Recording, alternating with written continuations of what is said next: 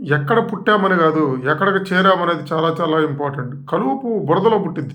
కానీ భగవంతుని పాదాల దగ్గరకు చేరుకుంటది. అద్భుతం జరగకముందు ఎవడో గుర్తించడు. జరిగినాక ఒకడు గుర్తించాల్సిన అవసరం లేదు. వారణాసి చెందిన గోవింద్ జైస్వాల్ చిన్నతనానికి ధనవంతుడైన తన స్నేహితుడింటికెళ్తే, "నువ్వు పేదవాడివి, రిక్షావాడి కొడుకువని" ఆ యొక్క ఫ్రెండ్ యొక్క తండ్రి ఈ పిల్లోడిని కొట్టి ఇంట్లోంచి తోసి అవమానిస్తే, తన జీవితంలో ఎప్పుడైనా గొప్పవాడవ్వాలనే పునాదులు వేసుకొని అతను ఐఏఎస్ అవ్వాలని విపరీతంగా ప్రయత్నాలు చేశాడు.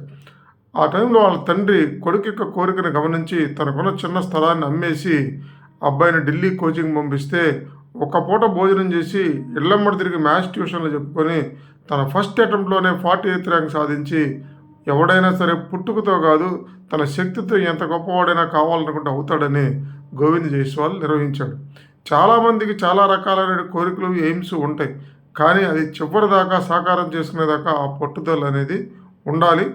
దానికి ప్లాన్ చేసుకొని ఒక పద్ధతి ప్రకారం ఎక్కడ దానికి వసతులు ఉన్నాయి, ఎక్కడ దానికి కోచింగ్‌లు ఇస్తారు, ఏ విధంగా మనం దాన్ని సక్సెస్ అవుతామని ప్లాన్ చేసుకొని రిస్క్ చేసి ఉన్న ఒక్క స్థలాన్ని అమ్ముకొని కూడా తన కోరికని తీర్చుకొని సాధించి ప్రపంచానికి ఒక గొప్ప మెసేజ్ ఇచ్చిన గోవింద్ జైస్వాల్ ఈరోజు విద్యార్థులకు ఎంతో ఆదర్శనీయం.